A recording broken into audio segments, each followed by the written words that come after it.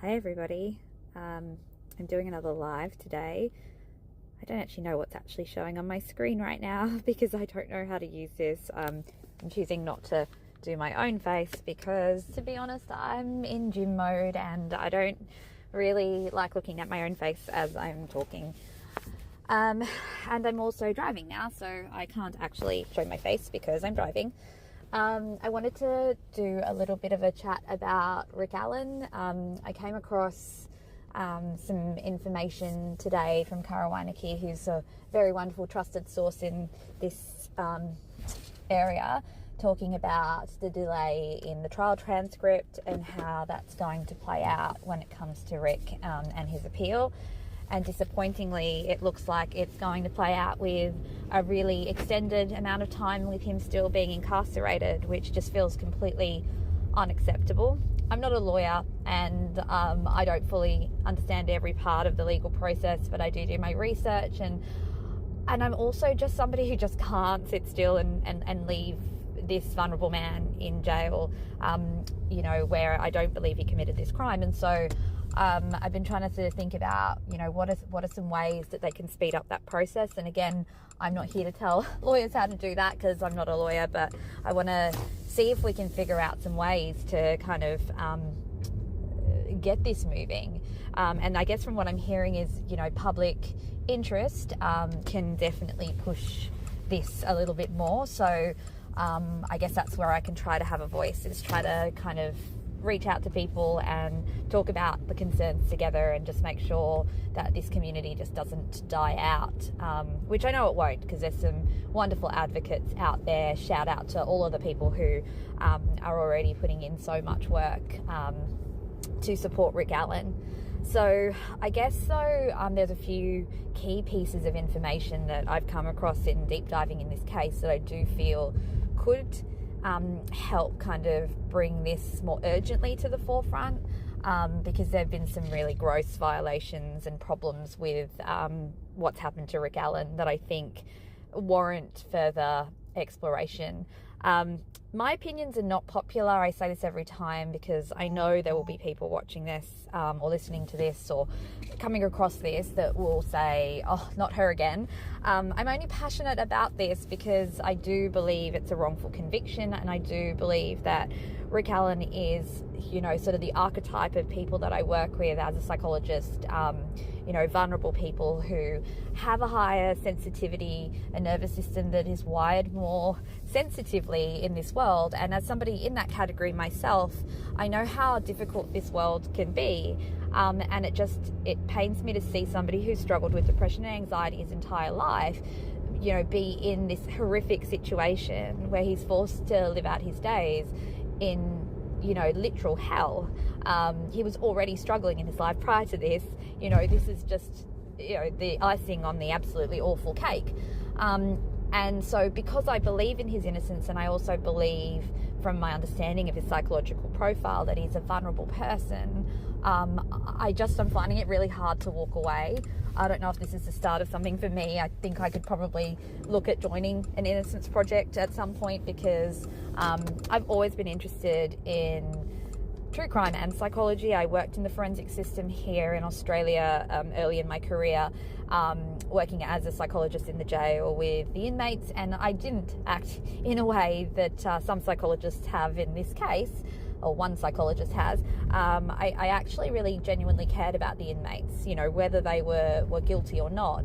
They're human beings and they deserved support and they deserved care, because realistically, even the guilty offenders have generally got a pretty significant trauma history.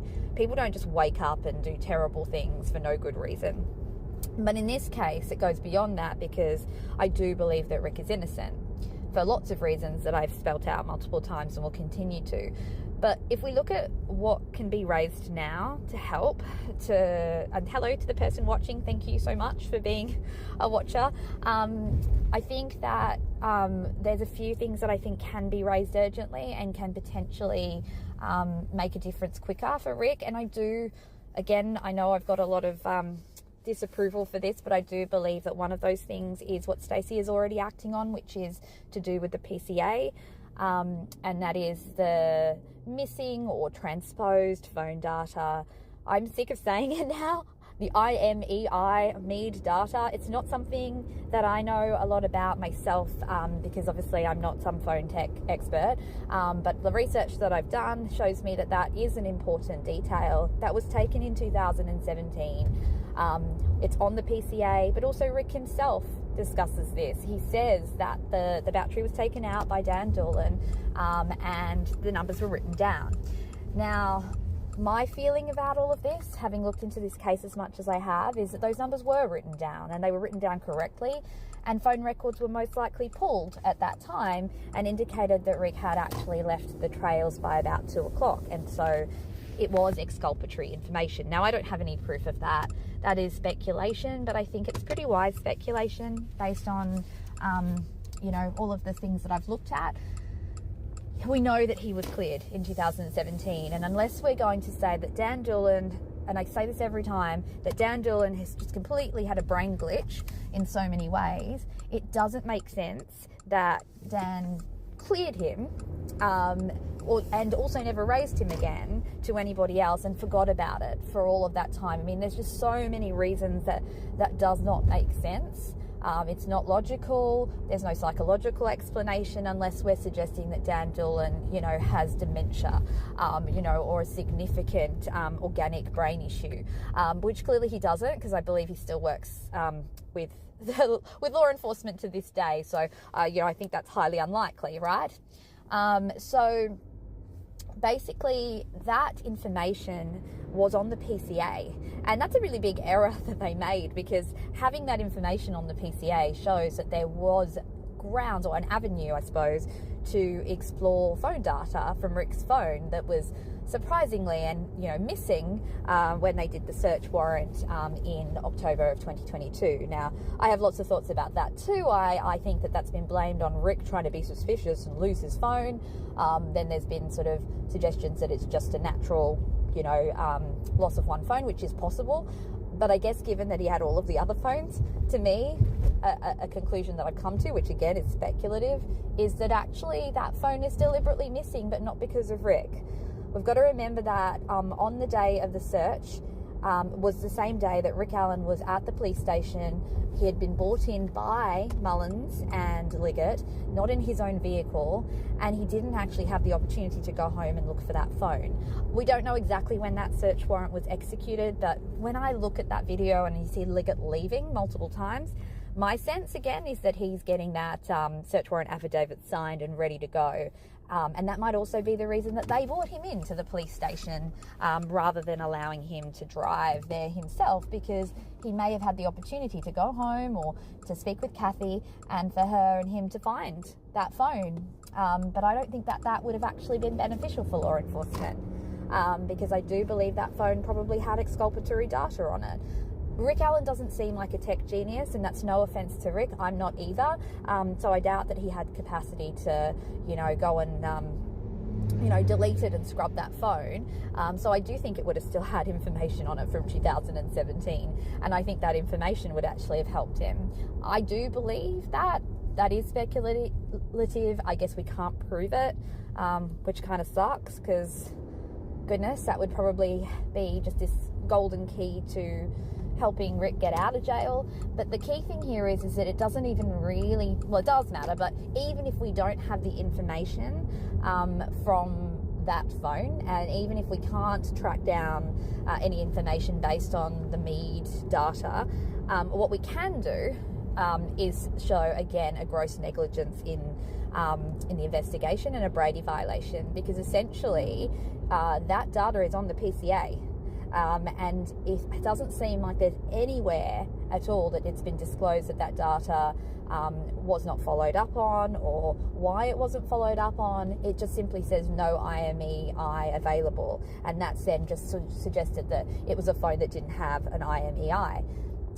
I think that's a massive, massive issue. I'm probably not the best at explaining it. Like I said, I'm not technically sort of knowledgeable in this area, but from the research I've done, this is a massive issue. And that is, I think, and I do still believe this, I stand by this, the reason that Stacey has requested that specific transcript, a transcript that has been discussed previously by the defence, post-conviction around Rick not having counsel at the initial hearing, etc., and that's been denied. But I think when you combine the fact that this IMEI issue was present in the PCA with the additional issue of him not having counsel at now what is a critical stage of the investigation, I think that's definitely grounds for a Brady violation. I love how I'm saying definitely grounds for, like, all humility here, guys. I am not a lawyer. My sister is, but I haven't actually asked her about this because she's not really interested in criminal law. But yeah, this is the research that I've done, and I did send that email to Stacey at the very same day or the day before she actually filed that request for the transcript for the 28th of the 10th, and I've been mocked and dismissed for bringing this up multiple times. I've been banned and muted from the Delphi Docs subreddit community because of this, even though I don't think I'm mean when I say this. I think I'm annoying because I do repeat myself. But the reason that I repeat myself is because I don't feel like people listen. And when I get the hand wave, I can't give up. I would give up if it was something that didn't matter, that it wasn't that important, but I do feel like it is. And so, yeah, apologies if I go on and on about it and you're sick of hearing me say it, but I actually think it's important. Okay, let's move on to point number 2, which is the first thing that I raised with all of this that I have sent again to lawyers but haven't had any response about, and that's the Hoosier Harvest Store footage. And again, a point that just doesn't seem to have gained a lot of traction. I know people have looked at it and suggested the timestamp is wrong or that it isn't a Ford Focus, but to me, that piece of evidence, if it were even close to a Ford Focus, did make me feel concerned about Rick's guilt, because that timing was really damning. And so I did run those still frames through AI, and I do understand AI is not, the most credible source. It's not digital forensics. And the whole process behind that was interesting because initially two platforms of AI suggested that the HH footage was okay. It was just poor quality.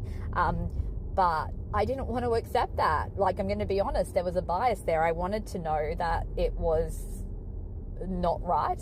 I had this gut feeling it wasn't right based on lots of different things, but that was all circumstantial. So I asked questions of the AI platforms around the shape of the car, the speed at which the car is moving, the distance it moves between frames, and lots of various different kind of more micro level comparisons of the images. And both platforms, I used 2 different AI platforms, both platforms could see that there definitely seems to be something incredibly unusual about that footage. And I know other people have then subsequently raised other things that I've looked into as well. So overall, let's look at the Hoosier Harvest Store footage. It's 9 or 10 still frames of the car. It was never mentioned until 2022, and that to me seems really odd, because if we look at the Idaho 4 case, Brian Kohberger, the car was mentioned so early on and really was a big part of the investigation. Why was this car not mentioned, even if they couldn't determine the specific vehicle in the image? I mean, why would they have not shown the image? Why would they have not talked about it until 2022, where they've already got an image of Rick Allen's car and are now pinning it all on him? Also, we'll remember they talked about the old CPS lot and the cars parked in that area, and they did appeal for information for cars that were parked there between 12 and 5. But again, here's where I wonder, if they knew that car was arriving there at about 1:27, why were they looking for cars there between 12 and 5? Again, these are just little circumstantial pieces, and they don't build a case in and of themselves. So, don't get me wrong, I'm not saying these are, things that we could argue in a court of law, but when you put them all together, it starts to create a picture that means there's things that are worth exploring. There are things that we can then look for more evidence on. And so I truly believe that Hoosier Harvest Store footage, or still shots that were unfortunately stipulated by both defence and prosecution and not challenged, really do need to be challenged. And I think a forensic digital expert looking at those images could be key, because if those images show what I think they do, which is tampering, then that's gross misconduct, right? And that really undermines the state's case, even if we can't prove who tampered with it. There's a clear misconduct there. So I think that one's super important. And then the third issue is the one that first got me involved in this case, and that's the psychological aspect. Unfortunately, and this is with all due respect to all of the health professionals involved, I feel like there wasn't enough detail in the psychological testimony. Again, I've received hate for saying that, and been accused of making decisions based on vibes, which is a little bit disappointing to hear because, you know, I do have over 15 years experience as a clinical psychologist. And so to me, like, being told that I'm making ideas based on vibes is a little bit weird.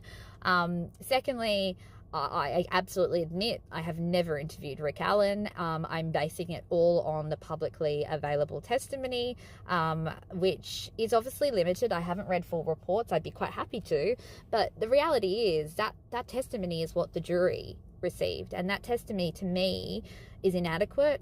If I listened to that testimony without psychological knowledge, I would have not come to conclusions that would have been as helpful. So, you know, there isn't enough spelt out about, you know, what psychosis looks like, that there, you know, that there can be in and out periods of lucidity, that even somebody who is in the grips of psychosis is capable still of seeming normal, quote unquote, at times, you know, doing puzzles. They're not cognitively consistently or totally cognitively impaired, and also just no discussion of affect changes and negative symptoms, which, you know, worries me again, because without that information, it could look like feigning, or it could look like he's sort of going in and out of psychosis. So I have issues with that. I have issues with the conceptualization of Rick Allen. I don't think that the most obvious conceptualization would be dependent personality disorder and major depression with psychosis. I mean, he'd had major depression his whole life, and he, as far as we're aware, again, based on the testimony, which is what the jury would have heard, we don't have any information to suggest he had a psychotic episode previously, but we do have information to suggest he'd had previous significant episodes of depression and suicidality and even hospitalization. So to me, we've got this sort of trauma, stress-induced sort of collapse, psychosis, dissociative, disorganized sort of state that we're seeing or hearing in those confession recordings, and seeing in the behavior that's been described of Rick Allen during that time. It's far more consistent with, like a trauma-based collapse. And I think, again, we've also ignored other really key diagnostic categories. I mean, when you're talking about a man that was described to have mental health issues or anxiety from a very young age, from childhood, and generally speaking, that's not a personality disorder. I mean, I'm not saying that couldn't develop into a personality disorder or be, you know, have a personality disorder at some point, but realistically, the best explanation for that would be more something like generalized anxiety disorder or obsessive compulsive disorder, or and again, I've got shade for this, but neurodivergent trauma. Rick, in his interrogation video, he really, to me, presents as somebody with ADHD and or OCD. And I know, again, we don't diagnose someone from watching the few hours of them talking to police in an, you know, completely unusual situation. But I don't know about other people, but like the way he answers those questions is unusual, not in a way that is deceptive, but in a way that is verbose and tangential. He gives so much detail. You know, he searches his memory and goes over and over things, which is super conscientious. It's not deceptive. It's conscientious, and you see this sort of pattern of not wanting to create, you know, to ruffle feathers. You know, when he says, I feel like I'm being the fall guy. Not that I doubt your integrity, and I bring that statement up every time because it's just, to me, it's really quite a telling statement. It reminds me so much of what I would do, because I absolutely don't like anyone to be upset with me. So I'm always like trying to backstep if I'm even, you know, slightly critical of someone. So it shows interpersonal sensitivity, it shows anxiety, self-doubt. There is a level of kind of overthinking, which again is in line with what Dr. Westcott did suggest about him historically. And to me, those are really key indicators of, yes, depression, but when we've got that anxiety tinge in there too, and the anxiety sounds like it preceded the depression in childhood. So to me, I wonder, is the primary diagnosis an anxiety disorder and or, some level of neurodivergence? And what I mean by that is ADHD or OCD. I don't really see any sort of autism-based kind of factors, but they could be as well. When we look at someone who has struggled socially throughout their life and from an early age. So I'm not going to label any of those diagnoses without full assessment, but they're important. The neuropsychological data that was raised in the testimony of, low, some executive dysfunction, so low processing speed and problem solving stuff. I mean, that wasn't really well explained. I mean, was that organic? Is it to do with the medications? Is it exacerbated by the medications? We know that executive dysfunction is often seen in neurodivergent communities, but as well as in depression as well, and anxiety. So I just feel like there were things that just weren't explained to a level that would have helped create a more meaningful conclusion for the jury. And that's my concern here. I don't think that there's anything that was said that was completely inaccurate, but I think it just could have been built on. I do take a little bit of issue with the fragile egg description too, but that's a side point. I just think it's not how I would describe my clients. I would say, a sensitive nervous system, highly sensitive person, things that are a little bit, I just feel fragile egg to me sounds a little bit infantilizing or sort of, it just makes him seem a bit small, and he's not a small person. He's a person that's sensitive, and that doesn't make you small. Anyway, that's a side note as a psychologist, but I definitely think the psych testimony is something that hasn't really done him justice. And then we've got the human rights violations as well, based on the early experience in incarceration under such terrible conditions that were unfair. And then if we add on now that there's so many pieces of evidence that really lead us to scrutinize this conviction and be unsure about whether that the conviction is accurate, and I think that is that's again grounds to say that this man is being held at the moment indefinitely for a crime that he may not have committed, and that's a real big worry. So I just think there's just a lot of grounds for much more urgent appeal in this case. There's just a few issues that I've just raised there that I've kind of come across through deep diving this and becoming a little bit obsessive, I will admit, on this case over the last couple of months. But I just find it really hard to accept that he may sit in jail and wait for an appeal till the end of next year. I know that there are legal processes, but I also do believe that there is information that if we can kind of publicly continue to kind of drill into and push kind of to like push it out there and make sure that people are seeing it, maybe we could get that appeal more urgently. Maybe there's ways that Rick could actually be back home with Kathy far sooner than the current time frame that we're looking at, which is a few years. It's really sad.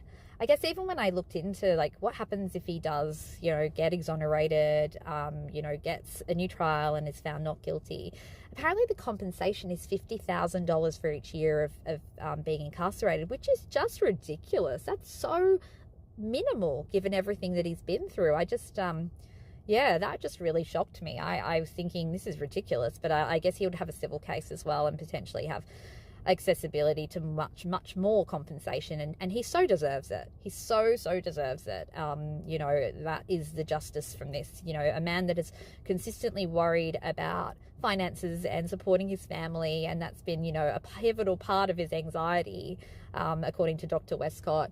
I hope that one silver lining, of course it's not a massive silver lining, but one silver lining that could come from this is a lifetime of no stress about money. It's come at a massive big cost though, because this man is so deeply traumatized by this. I would be very concerned about his mental health even when he's released, and I hope that he receives the care that he needs I'd always be happy to help with this. I mean, Rick is so representative of the clients that I work with, and I think he needs a trauma-informed approach that could really, you know, empower him and help him see that his intense sensitivity is intense strength as well. Yeah, so going back to one last thing before I finish up today, when I've been accused of making my decisions based on vibes, I actually also just wanted to say that vibes aren't actually completely laughable. Vibes actually are intuition, and to be a good clinical psychologist, a good clinician, we do rely upon that capacity to kind of lean in and notice things intuitively. Intuition isn't some weird sort of supernatural sense. It's actually, I mean, if we talk about the third eye, it's kind of mindfulness. It's the capacity to take in all of the information, you know, not just the words that are said, but, you know, the feelings, the emotions, the interactions, the micro expressions. You know, it's this, it's hard to describe all the different layers to it, but it's so nuanced. So yeah, I do have vibes when it comes to Rick Allen. And I think that's what got me involved in this case so significantly in the first place. I've always been interested in true crime, but I've never become this invested before. And I think, yeah, I did pick up vibes from Rick, but I don't just rely on vibes. After that, I've really kind of gone through this process of looking for information to either support or refute those vibes. And I guess the final critique that I've received, I guess, from some of the communities is that I've flip-flopped around, or that I've, you know, changed my mind. And I absolutely have, and I'm actually not ashamed of that, because to me, that's an evolving kind of process. I always leaned more innocence wise. Well, not always, actually. Probably at first, when I didn't know much about the case and you just see the mugshot, you go, yep, they found the person. You look at the Bridge Guy video and you ticked all the boxes. But once I actually started to hear the community talking about why they were unsure about his guilt, I actually then started to deep dive it a lot more, and I started to have that vibe that he didn't seem to me like a guilty person. And then I explored the psychological aspects of the case, and again leaned more towards, you know, I was on the fence, but more towards the not guilty side. But then there were bits of information that on first look again had me not convinced actually, sorry, it's probably not the right word, but had me sort of lean back towards guilt. And that was things like the timeline and the Hoosier Harvest store footage and the Bridge Guy video. And I'm going to admit to you that I probably leapt into kind of believing all of that stuff without being a bit more critical and scrutinizing it a bit more initially. And I think that's what so many of us do, right? I mean, we rely on heuristics. That's how the human brain manages to process so much information and function. But the thing is, there was something about this case that I couldn't let go of, and I think that was the vibes part.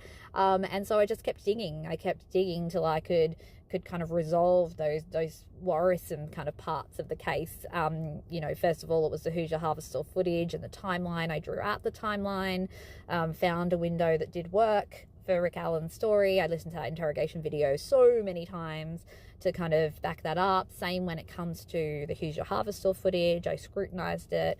And interestingly, the IMEI information that I raised back around the 22nd of May came from another time where I'd spiraled into going, maybe he's guilty, because I looked at the PCA and looked at what Dan Doolan had written he said again, and started to worry again that, you know, that was consistent with him being Bridge Guy.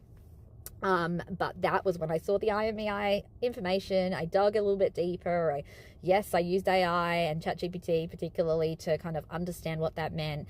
And that to me was the final piece. And that's when I did start to become this very loud advocate for Rick Allen, because it literally all kind of culminated in that process of, culminated, that's probably not the right word. But anyway, I came to that conclusion, and I felt near certain at that point that Rick Allen was not guilty. And that's a really nice place to sit in, because it means that I can now fully advocate for him. But it also means that's why I'm incredibly passionate about this, and continue to post prolifically on Reddit, now only in my own subreddit, which is called Delphi Mystery, if you want to join it, because I realized that this case needed to be voiced. And I do think that I have a voice that can help, because there is so much psychology involved in this case. And I think psychology could be involved in any case. I think what psychology brings to the legal aspects is the understanding of human behavior and emotion, and I think that that's so important in this case, but probably in most cases, but certainly for vulnerable people like Rick Allen, it's such an important part of it. So I hope I haven't bored you too much, the one person who's been listening. I really appreciate people paying attention, not paying attention, that sort of sounds a little bit like hierarchical, but, you know, being willing to engage with this. I want to collaborate. I don't need to be the only voice here. I don't want to be, but one of the reasons that I feel like I'm shouting so loud and repeating the same messages over and over again, and it's grating on people, is just because I don't feel anyone wants to collaborate with me. And that's not true. There are people who have, but I just kind of want some consistent people to kind of really talk this through with me. I am open to shifting gears about things, but I'm only open to that when people actually tell me why to shift gears. But at the moment, all I hear is you're wrong. And then no real backup, or the backup evidence just doesn't kind of ring true. I have changed my mind this week about something, and that's, you know, understanding that there is another location, Old Camden Way or Road, which is mentioned by Rick in the interrogation, not by name. I was absolutely willing to look at that map again and understand what he was saying, and I can see how people have identified that as a location he could have parked at. I do still believe that he could have parked at the old CPS building, and again, you can look at my Delphi mystery sub to understand why. I am not concurring with the state's timeline, but what I am suggesting is that the state's timeline is just close enough to make it sneaky enough, if that makes sense. I don't know if I really said that correctly there, but I think they've just changed a few, you know, they've kept a few of the facts in there so that it sounds more plausible. But I do believe that Rick Allen was framed for this murder. And I do believe that there is an element of conspiracy to this. And that's not something I would admit easily, because I don't tend to be a conspiracy theorist. Yeah, so if you want to engage with me, if you want to tell me that I'm wrong, I totally want that. I welcome that. I mean, that's intellectual dialogue and discussion and debate, and I'm happy to be told if I've made mistakes, but I also just want people to actually look at what I'm saying too before they quickly judge me and say things that I say are wrong. I hope that when you hear my voice, you realize I'm not an arrogant, mean person. I'm somebody who cares deeply, and I actually just want everybody to be nice to each other. I don't want to be at war with people. It does hurt my heart when I'm blocked and muted, because it makes me feel like it presses on my buttons, because I'm somebody who, like Rick, has a sensitive nervous system and has been worried my whole life about doing the wrong thing or being wrong. And so, yeah, I don't want to argue. I hope that people will engage over time. Yeah, thank you for joining my lives. I'll keep doing them if you want to listen. If you like listening to an Australian go on and on about things, I'm happy to talk. Yeah, check out some of my other videos if you want more of the psychological aspect, and you'll also find out some other fun things about me, like I said, I'm a cat lady, I'm a cancer survivor. I've definitely walked through fire quite a few times, and that's probably also the reason I'm so steadfast now, and I just don't give up. Anyway, have a wonderful day, everybody, and let's get Rick Allen out ASAP. Bye.